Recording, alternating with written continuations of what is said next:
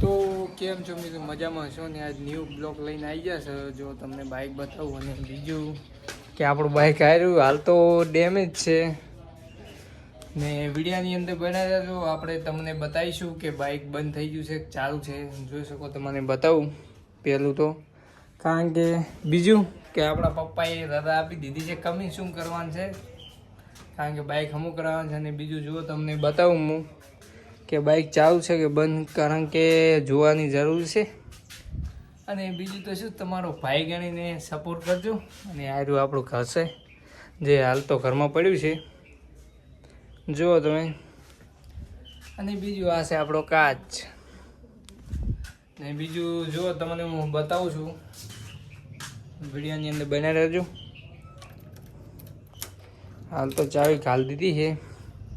હવે બસ જુઓ તમને બતાવું, એ આ પોઈન્ટ પાડ્યો, આ ચાલુ થઈ ગયું છે. એ જો તમને બતાવી દઉં,